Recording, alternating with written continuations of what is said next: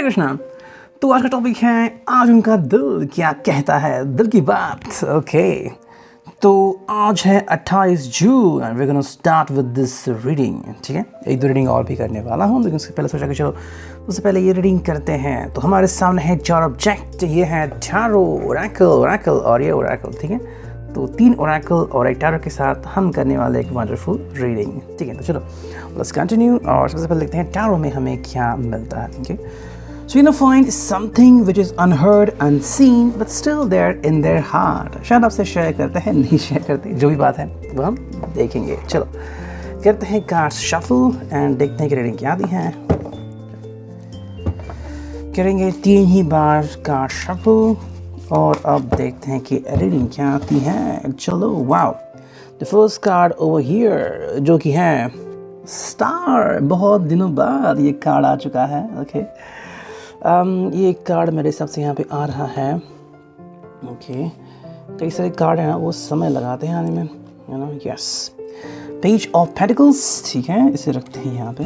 ठीक है, ये कौन सा कार्ड है? Okay, 5 of cups. ठीक है, चलो 5 कप्स को भी आना था। Then we got 9 of wands. बहुत ही बेहतरीन डिपिक्शन है। एंड एक और कार्ड चुनते हैं जो कि है 6 ऑफ वॉन्ड्स। ये बहुत अच्छा है। ठीक है, देखो हमारे सामने है 5 कार्ड्स और अब देखते हैं कि इनका मीनिंग क्या निकल के आता है। वंडरफुल मीनिंग भी है and we gonna just take a look at the cards itself. ठीक है, and then we will find कि भाई क्या है इनकी रीडिंग, क्या आती है इनकी रीडिंग। ठीक है, मैं यहाँ पे कार्ड रखता हूँ ऐसे। यस, चलो देखो 5 कार्ड मैंने रखे हैं। Maybe we will take another card जो कि होगा 6th card.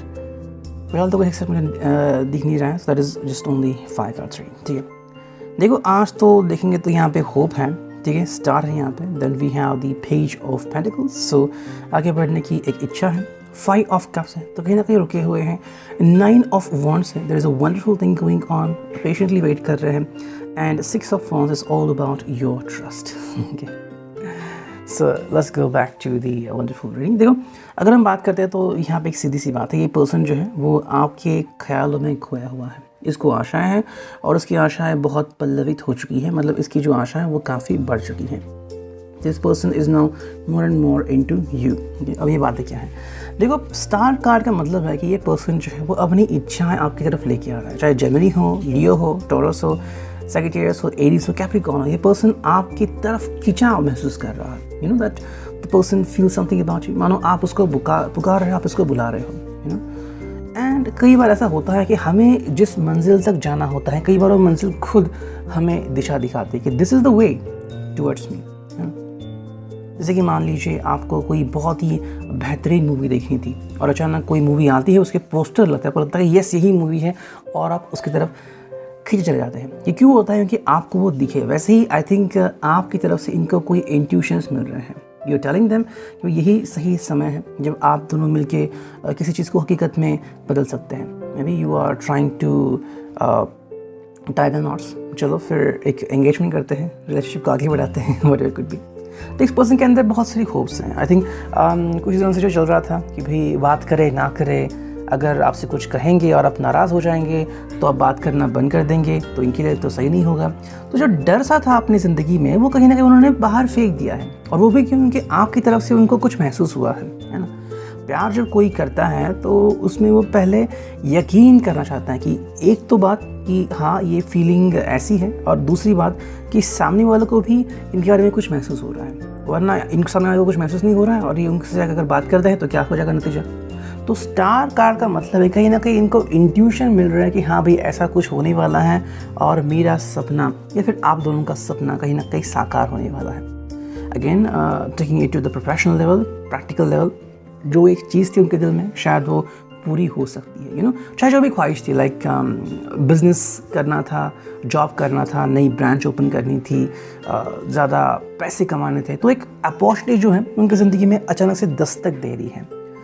So you not to worry about them specifically, जो चीज़ उनको चाहिए वो सही अंदाज में हो रही है उनकी ज़िंदगी में। सो एक बहुत अच्छी बात है।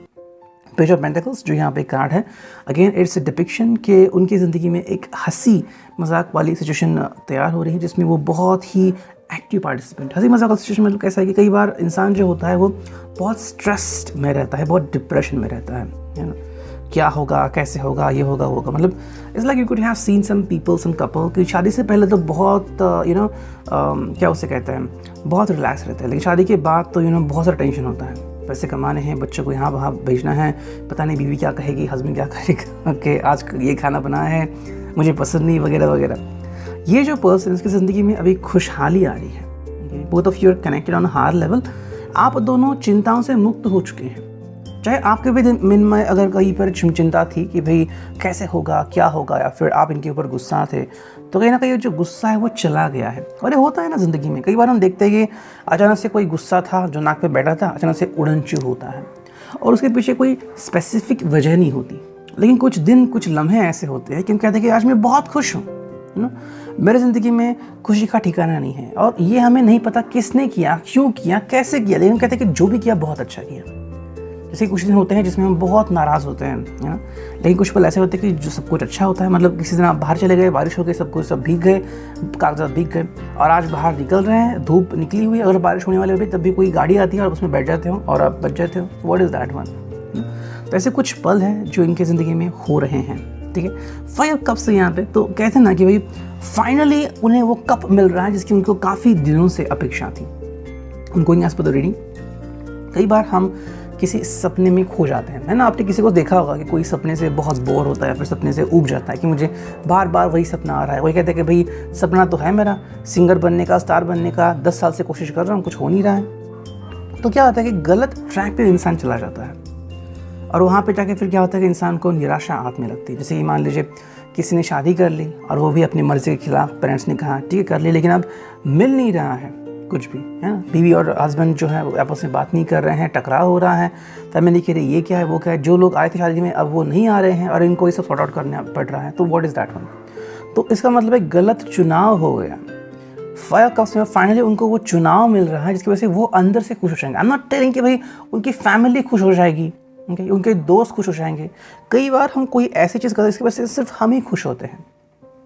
जैसे कि मान लीजिए आप कहीं बाहर चले गए और आपको एक टी शर्ट अच्छी लगी और आपने ले ली। आपकी फैमिली को अच्छी नहीं लगी कि क्या टी शर्ट पहनी, लेकिन आपको बहुत अच्छी लगी और जो आपको प्यार करते हैं उसको भी अच्छी लगी। सो सिर्फ 2 लोग स्माइल कर रहे हैं, बाकी जो लोग कह रहे हैं क्या है ये, क्या है ये, सो ये बात ऐसी हो रही है कि ये पर्सन अपने आप में बहुत खुश हो रहा है एंड बिकॉज ऑफ दैट आप भी ऑब्वियसली खुश हो रहे हो, क्योंकि जिसको आप पसंद करते हो अगर उनका दिन अच्छा है तो ऑब्वियसली अगर आपका दिन बुरा भी है, लेकिन अगर आप इनसे बातचीत करते हो तो आपका दिन बदलता है। आपके ग्रह तारे फिरते हैं, या फिर क्या कहेंगे कि आपका जो मन है वो घूमता है, वो कहते हैं कि वाह अगर वो खुश हैं तो मैं क्यों नहीं खुश। मैं अपनी दुख को टाल देता हूँ और मैं उसकी खुशी को अपनाता हूँ, है ना। इसी को तो हम कहते हैं कि कम्युनिकेशन, स्ट्रॉन्ग बॉन्ड होना एक दूसरे के बीच, है ना। नाइन ऑफ वॉन्ड्स तो as you can see there is what is एक प्रतीक्षा हो रही है ना। ये कार्ड बहुत ही इरोटिक भी कह सकते हैं हम इसको, और थोड़ी सी प्रतीक्षा भी है। देखो नाइन ऑफ वॉन्ड्स में क्या होता है कि इंसान एक वेट करता है। हालांकि जनरली रीडिंग में थोड़ा सा अलग आता है, यहाँ पे जो रीडिंग आ रही है वो है कि आप दोनों बहुत करीब हो किसी चीज़ के, या तो एक दूसरे को पाने के या फिर वो चीज़ पाने की जिसको आपको कब से बेसब्री से इंतजार था। Maybe you want to stay together, you want to share the night together, okay, you want to have sexual pleasure, sexual fun.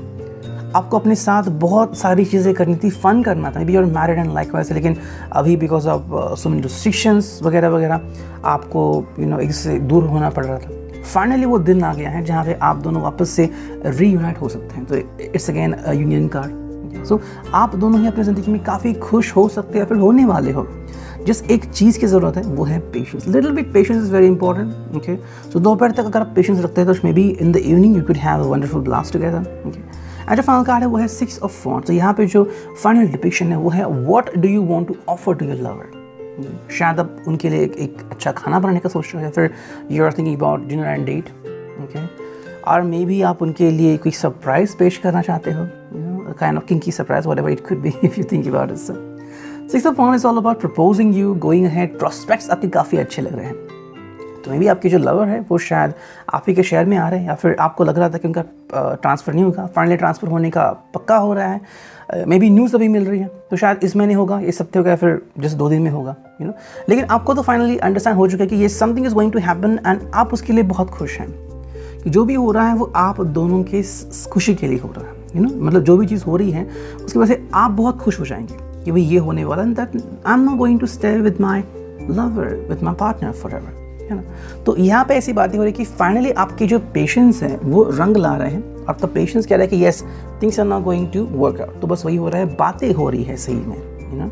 तो आज का दिन उनके लिए काफ़ी स्पेशल, उनके जो उनकी ख्वाहिश है वो पूरी हो रही है, बातें पूरी हो रही है, इराडिज्म कंप्लीट हो रहा है, सही चुनाव हो रहा है, and finally this person is very happy regarding what the person has chosen in the life, है ना।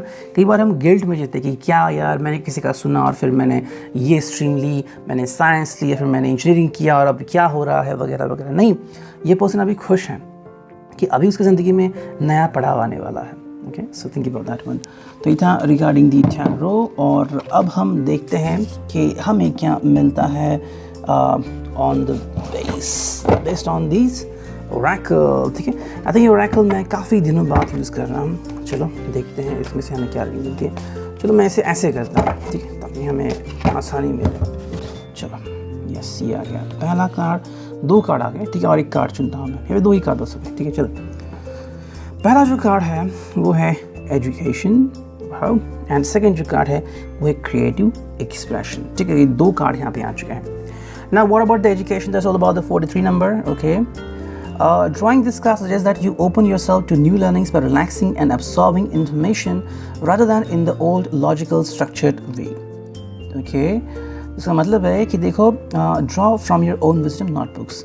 कई बार हम क्या करते हैं कि हम घिसे पीटे ख्यालों को आगे करते हैं, घिसे पीटे ख्याल। जैसे मैंने कहा कि भाई somebody was not happy doing marriage, किसी की शादी हो गया अरेंज मैरिज, वो खुश नहीं है, या फिर किसी ने कहा कि भाई तू ये स्ट्रीम फॉलो कर तो आगे बढ़ेगा, वो स्ट्रीम फॉलो करता है ये जाने बिना कि उसमें वो काबिलियत है या नहीं, और फिर अभी अटक गया है, नहीं, ना ही आगे बढ़ सकता है ना ही पीछे जा सकता है। तो व्हाट टू डू। तो आज का जो दिन है स्पेशली आपके लिए, वो आप अपने लिए कुछ करना चाहेंगे, एजुकेटिंग योरसेल्फ। क्या कर सकते हो अपने लिए, अपने माइंड को रिलैक्स करने के लिए, अपने ब्रेन को रिलैक्स करने के लिए, खुशी पाने के लिए। ये आपकी जगह है, आपकी स्पेस है, आपकी दुनिया है। यहाँ पे कोई नहीं है जो आपको कहे कि भाई तेरी दुनिया तो इस तरह से चाहिए, आपकी ही दुनिया है ना। मतलब ये आपकी आंखें हैं। अगर ये किसी मशीन की आंखें होती, वहाँ पे कोई कैमरा होता, तो जो उसको चलाता होगा वो कहेगा कि जो मुझे देखना है मैं वो देखूंगा, है ना।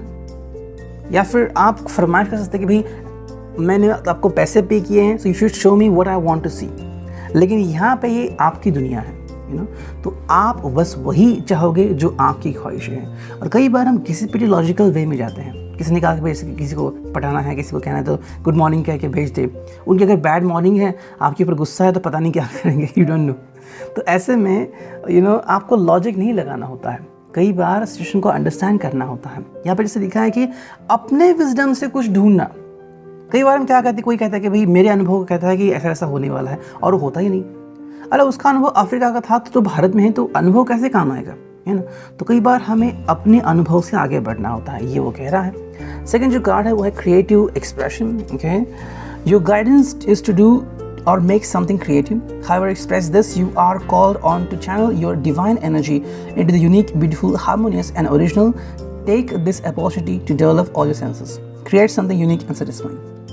जैसे हमने टैरो में देखा कि आप दोनों साथ में आ रहे हो, ये पर्सन जो है वो बहुत ही खूबसूरत से अपनी ज़िंदगी में आ रहा है। जो भी उसके दिल में प्रॉब्लम्स थी, जो भी उसकी ज़िंदगी में प्रॉब्लम थी, वो उससे सॉर्ट आउट कर चुका है।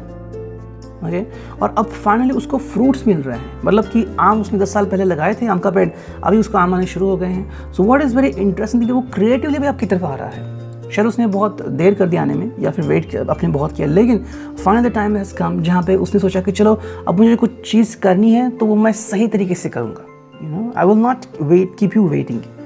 अभी अगर मैं आ रहा हूँ तो बहुत ही खूबसूरती से आऊँगा, and you will be like wow what is this one, मैंने इसी के लिए तो वेट किया था। ओके, ये हो रहा है आप दोनों की ज़िंदगी में।